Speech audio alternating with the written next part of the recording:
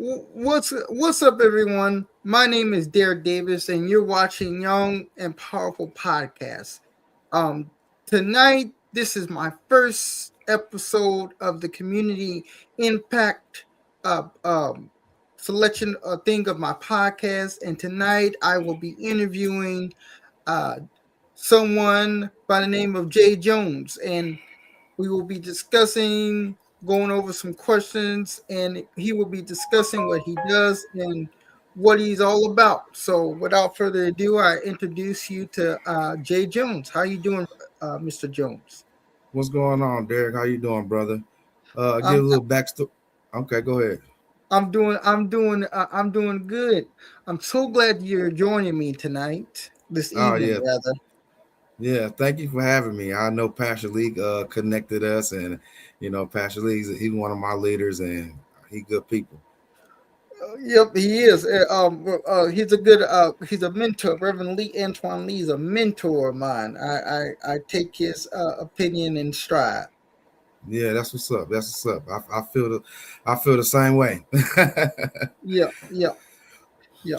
So my like I said, we will be going over some questions. My first question I have for you is, who is Jay Jones? Who is Jay Jones? Jay Jones is someone who grew up on the east side of Kansas City. Baby of three boys. Grew up in a two-parent household.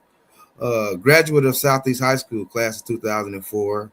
I'm a proud person of my community. I love my community. There's so much potential here in Kansas City. I just think like not just me have to see it, the whole city has to see it. Um, right now, I'm working as a community organizer. I got a certification as a life coach, but the work that I'm actually doing is the community work, and it's about loving people, building people, organizing people. Um, it's just something that I feel like God has really like called me to do. Like at the end of the day, this work is not a work, not a a, a career that that you look at as a young boy, growing up in in the hood, basically. Like you don't grow up and say, oh, I'm gonna be a community organizer, and just Hmm. learning the work and understanding like if anything gonna happen when it comes to change, it's gonna take the people to do that. So Hmm. that's who I am. I'm a person about the people. I'm a person who loves people. I'm a person who intentionally walk with Jesus and let Jesus guide me to the, you know, to the places I need to be. I'm one of the leaders at the City of Truth Church, and my first time stepping into that church, Pastor 83, he had this title of his sermon was like, the way that you want God to have your life, that might not be the way God wants your life to be, right? So Hmm. you start thinking about, you know, the stuff that you plan, like, oh, when I grow up, I'm gonna be this, or when I grow up, I'm gonna do this, and if that's not the plan God has for you, he gonna show that to you, right? So Yeah. just believing and understanding that the person that ordered my steps is that's the way that I'm going, definitely in life. And then to that, I agree. I agree to that. I've noticed you do the Antoine, like you said, when we went before we went live, Antoine Lee, you do a lot of work at his church Mm-hmm. and in the community. Uh, is it more, do you do the work that helps people, or do you do the work, what do you do the work for? So I do the work for the people. So like you said, at Pastor Lee's church, we established an environmental action hub where residents Mhm. can come and get help with any solution that they have, with any issue that they have regarding environmental issue. Like, okay, if I have a resident who's called 311 several times and nothing has really happened, where the environmental hub, we can come, document that and just trying to find some solutions for that particular residence. I feel like It's a good space to even learn. So when we talk about the hub, it's kind of four pillars that that we want to get folks to recognize when you talk about the hub: educate, empower, connect, and change. Educating is folks learning what environmental injustice is, environmental racism, environmental justice is in the totality, right? Mm-hmm. The empowerment piece is folks understanding that they voice matter, that they can get things changed by collective power. So just empowering them from the inside, and just connecting them with resources and you know uh other organizations that could help them, stuff like that. And we feel like if we do all three of those, we could change and transform our community, especially on the east side. Amen to that. Amen to that.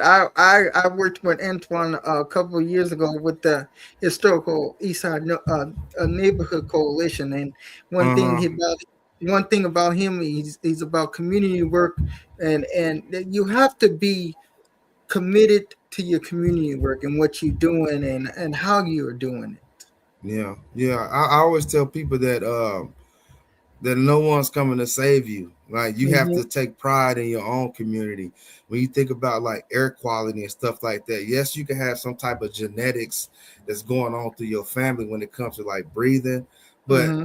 it's other parts of our city that people breathe a lot better than over here on the east side. So I just try to get people to understand, like, even just recognizing like Brush Creek, the contamination water of Brush Creek, and you got this highway that flows over Brush Creek, where if there's no green space on the east side, the folks over there are the ones who's actually inhaling those toxins and particles that you can't see. So I've always rooted like most of our issues in our community to the environment, the physical and built environment, how it looks.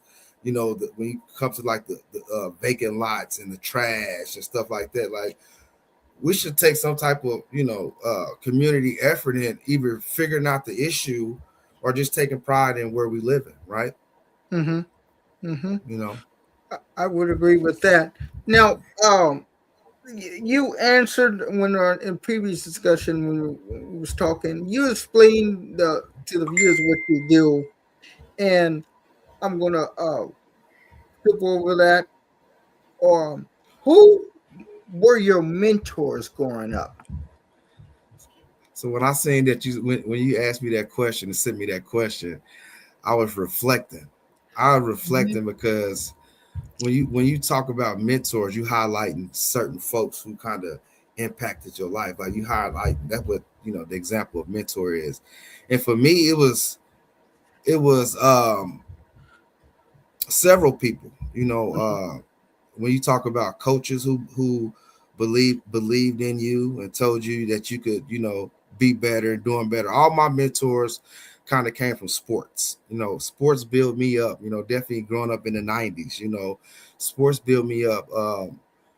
I, I don't have those traditional mentors when you talk about your father, or even though my dad had a real impact on my life, I Mhm. wouldn't look at him like as a mentor, status. I got a lot of my mentorship from, older folks in the community and, like I said, coaches, and even like older cousins that I can look up to, like my cousin Brian, like getting mentorship from him and learning from his ways. So Okay, amen to that. And it's we need in our communities and in the world we need more male mentors to raise up the young men into what they need to be more like.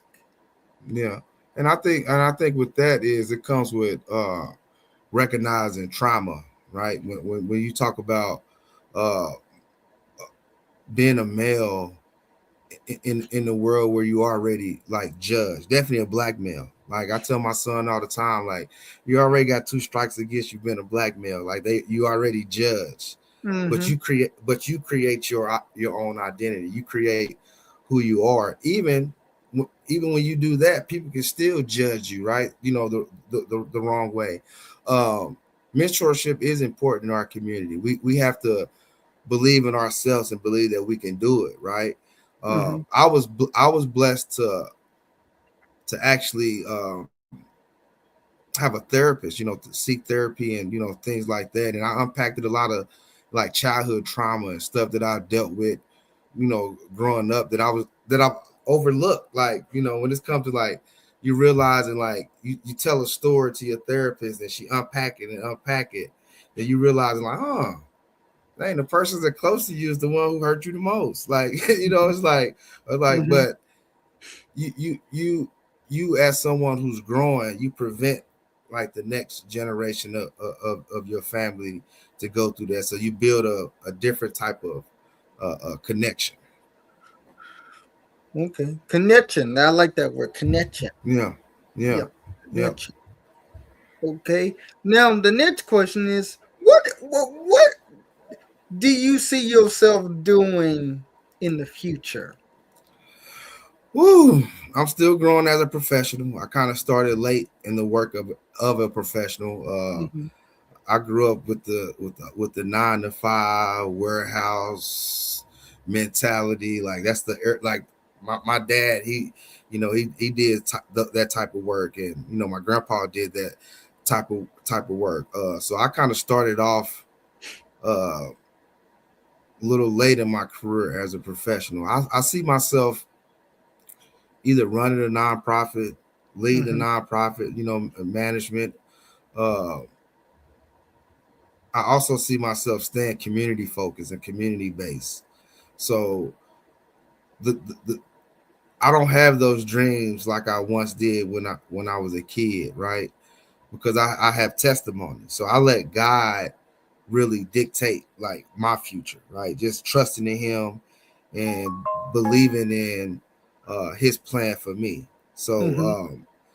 I really don't have like a clear answer when it comes to like where do I see myself, even though I'm growing as a professional, learning stuff that I didn't know. I, I put everything in God's hands. And, Hmm. definitely right now. Amen, amen to that.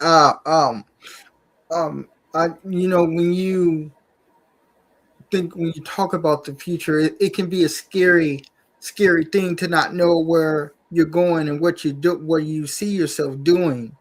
Yeah, yeah. You got to always have a plan, like for sure. Like what you saying, you got to always have a plan. And I know that I have a plan. It's probably not as clear as it should be. Hmm. Definitely stepping in this work. 'Cause I do nonprofit work, so a lot of that comes with, working under a grant. A lot of that come to like just even fitting in. You know what I'm saying. So just learning like the traits of like nonprofit, like community engagement, development, raising money, like learning all those tools. I Hmm. believe that the future is always bright, but I've also been a person who grew up with dreams and a plan, and it literally got snatched away, right? So you put that in God hands on your path. That's just for me. Like I'm not speaking for others, but I just know for me and the stuff that I've been through, I can't rely on my own, you know, Hmm. my Understand. own path. Look, that yeah, right. You can't lean on your own understanding. You got to put it all in God's hands, and that's what I've actually been able to do, especially over the last few years. I started uh, unpacking more and more who I am,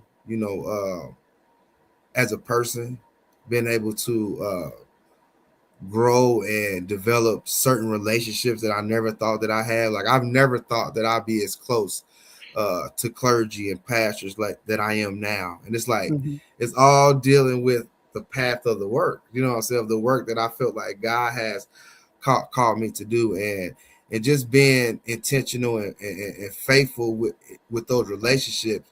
It definitely means a lot to me. Amen. Amen. Relate. You have to. I would agree. You have to build relationships to be Hmm. successful. Yeah, In yeah. my opinion, Hmm. because you can't do it all by yourself. Man, I wrestle with that all the time, man. I literally wrestle with that all the time because growing up, in the house, in the 50s, you know what I'm saying? And it's like you got to figure it out. You know what I'm saying? Like you raising boys in the 90s was kind of, I ain't gonna say that it's different, than it is now, but you had to have some type of muscle and power, you know, which probably affected our mental, you know what I'm saying? But you absolutely right, man, Derek, man. Like I'm learning and learning more and more that in this type of work, community work, you can always feel like you're alone, but you never alone. Definitely if you building those intentional relationships with folks. I agree. I agree. Now, we're gonna talk about challenges. What is the biggest challenge you have faced as a leader? I think for me the biggest challenge that I've faced is having a past, like having a past where I felt like it was unfair, some injustice that has happened to me. You know, just being in a leadership role and letting that issue kind of still, you know, hold me down, you know, because Mm-hmm. of the totality of how it happened and where it happened and you know all that. My biggest challenge is myself. Like Mm-hmm. that's where I'm going. Like my biggest challenge has always been myself. Overthinking, you know, in a place of fear of being, you know, judged. Knowing that I grew up in a public school, and when people find that out, like they judge you because you might not have the right articulation, you know, of words, or folks have a hard time understanding you. So my biggest challenge has really been fitting into organizations where it's been a challenge to not only me but the folks who don't really understand you or been around folks who literally look like me, and it's hard to kind of get them. So challenges is all over the place, but mine start with myself. You know, like I said, it has always started with myself.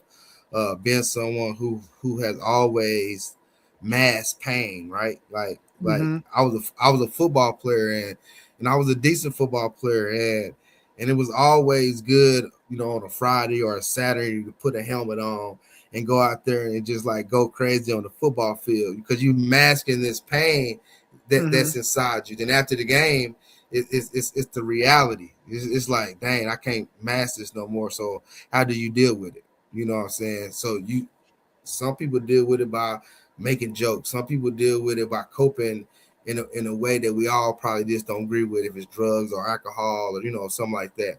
But yeah, man, it's always a challenge in myself to me. You know, the work Mm-hmm. is challenging alone. The work is challenging because when you fighting for your people and you don't see your people standing up like they should be and understanding that if anything is going to change, it's going to take collective power. Like Mm-hmm. history tells us that, you know. So Mm-hmm. I'm always in a position where when I'm in certain rooms, I'm calling out the folks who's sitting on the couch who see the problem, who can identify the problem, but not uh trying to help with the solution. Like that's a challenge for me as well.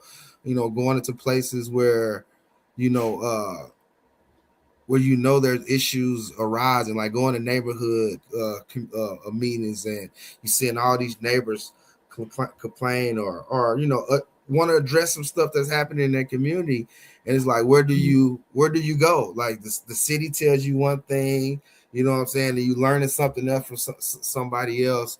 So it's a lot of like complacency now in our community because folks, I ain't gonna say they don't care, but Mm-hmm. it's not a priority like it should be. You know, even like broken sidewalks. Like, yes, it's a city problem, but if they're not aware or you not, you know, on their backs like you should be, Mm-hmm. then nothing's gonna get resolved.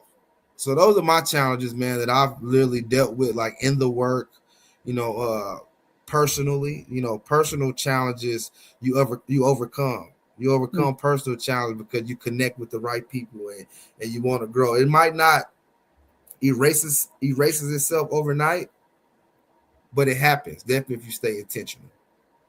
I agree with that. I agree with that. It's this, you know, my hats off is to you because being a community leader, it seems like it's hard work. A lot of information that you gotta take in, a lot of information that you gotta write down, a lot of people that you gotta know, even if and a lot of people that you have to deal with, even though you may not like them.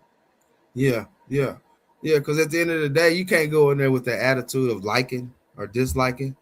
Because at the end of the day, it's for the people, and you Mm-hmm. have to get the people to understand the importance. You know, me learning these organizing tools that I've learned, you know, as a community organizer, just understanding like it's it starts with our tools start with relationship building.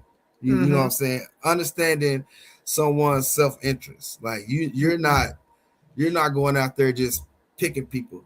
You know what I'm saying? You literally building a relationship. What matters to you? What keeps you up? What keeps you up at night? So those are the questions that you ask folks to get them to unravel their self interest. You know, even if it's, oh, you know, I'm tired of hearing, you know, police sirens at night, and I wish that my community was a lot quieter. Mm-hmm. So their self interest is basically they want to control the noise in their neighborhood, you know, and it gets Mm-hmm. deeper. So you get deeper with it, and you Mm-hmm. just align them with how can you fix that? Like how can we Mm-hmm. get that to change? You know, that was probably mediocre. I could have gave you a better example, but that was kind of mediocre.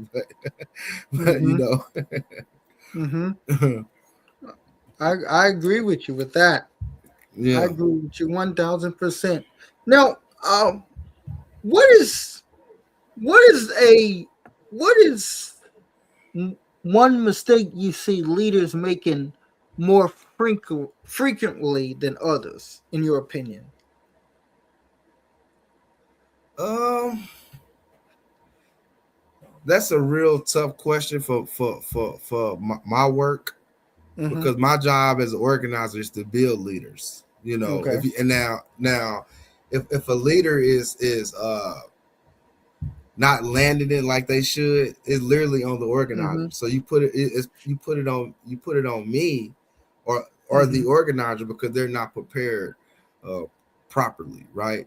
But when it comes to like outside of my work, I just feel a lot of community leaders challenges is the silos. Like I'm gonna just Mm-hmm. protect my area instead of realizing that it's a whole community, right? So I see a lot of gatekeeping. I see a lot of people only focused on their 6 or 7, 8, 9, 10 blocks, and that's a major issue, you know, Mm-hmm. because if you're not connecting neighborhoods, you know, neighborhoods are connected by literally one line. You know what I'm saying? You go over across the street, you in another neighborhood, you go on this across the street, you in a different neighborhood. So just seeing folks just siloed out like that, I think that's a mistake that leaders make.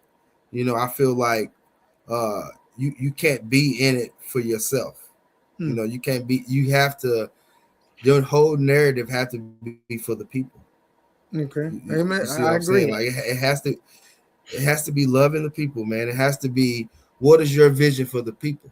Because if you're the one always is in front of the mic, you know what I'm Mm-hmm. saying? You literally trying to highlight yourself instead of the people, right? Mm-hmm. And I see a lot of that. See a lot of that, Derek. I agree with you. We do a lot of some of us do a lot of talking and not a lot of walking. Yes, yes. Actions speak louder than words, man. Actions speak louder than words. I learned that at a young age, and you see a lot of folks in the community who wants to and do better and be better for the community, Mm-hmm. but it's all just lip service. You know, I get on social media a lot, and I see a lot of people that I follow and friends and uh, talk about like the issues, but Mm-hmm. I never see them in the work. Like I never see them, in the community, literally fight for change. So I don't post about it much because I feel like I shouldn't have to because I'm literally in the fight. You know what I'm Mm-hmm. saying? And I feel like that's a lot of propaganda for a lot of folks. Who feel like change is just a click of a button. And being controversial is okay. Causing tension is okay. Tension helps create change, right? Mm-hmm.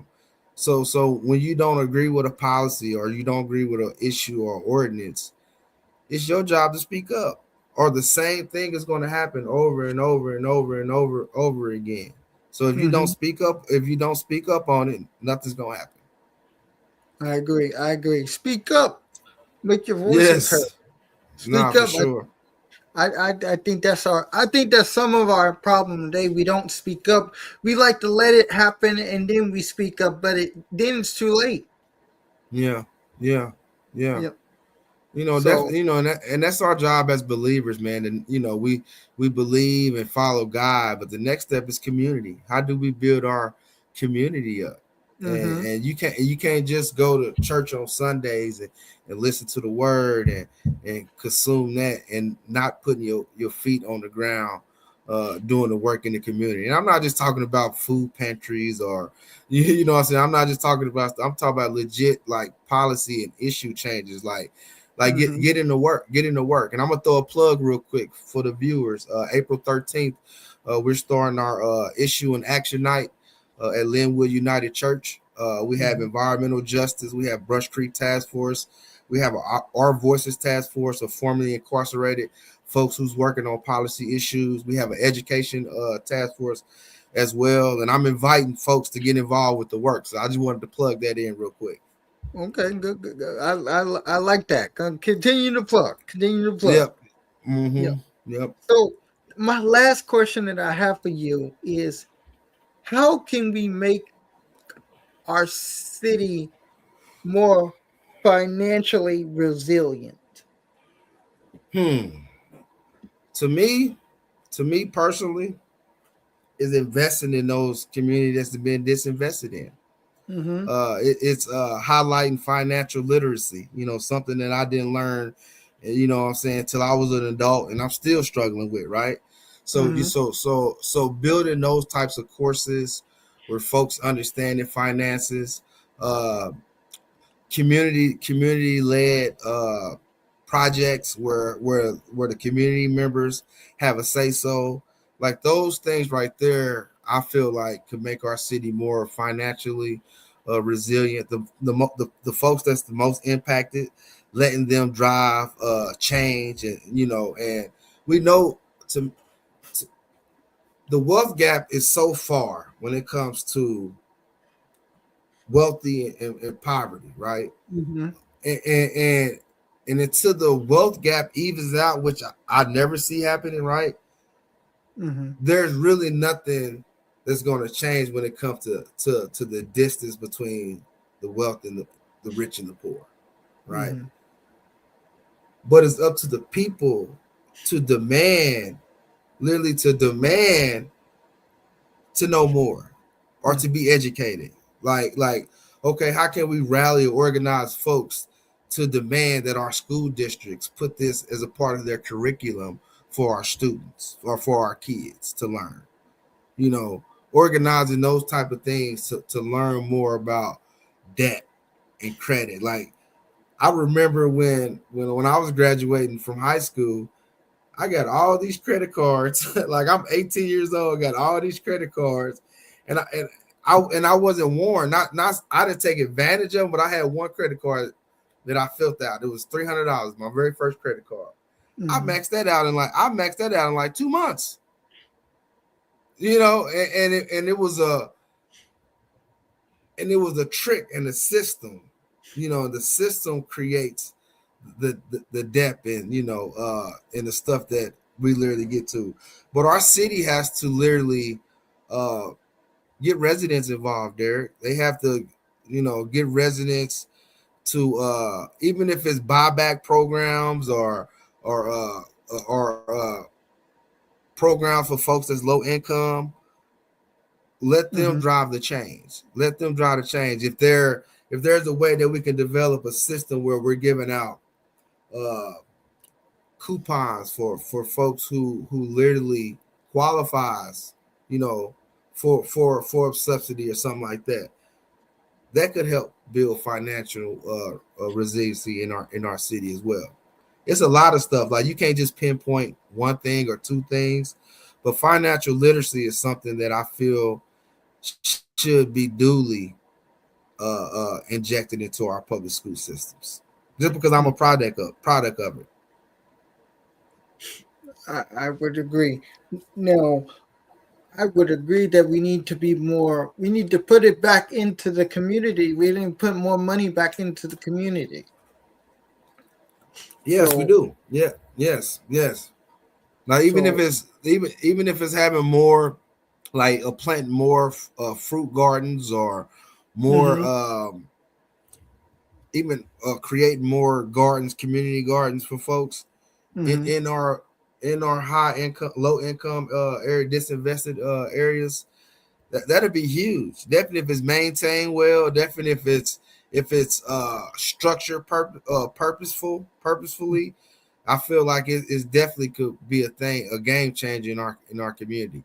But then you go with the environmental hazard. Like, is the soil good enough for the plant? Like, it's so much, man, that all connects. You know, definitely with our environment and especially the food chain. Amen. I agree. No, brother Jones. That was my last question. First of all, I want to thank you for joining me tonight. I want to thank Reverend Antoine Lee for putting me in your site. Yo, well, you need to interview this young man right here. So Yeah. I want to thank you for joining me. And any final words? Oh no, I'm blessed. I'm praying for my community. I'm praying for our city, and I just hope one day that our city connect and reunite. You know, like it should. Get involved with the work. Speak up. Our organization is more square. So it's MORE2.org. So it's Metro Organization for Racial and Economic Equity. So you go to our website and just find out, you know, if you're interested, shoot me an email. My email's on there, and get involved. That's my last words. Amen to that. To my viewers, thank you for watching. All I request is you like, comment, and subscribe. My Cash App is in the bio to accept donations if you'd like to support this podcast. Once again, thank you, Jay, and I will send you this link to the interview when it gets published. So thank you again. Thank you. Appreciate you.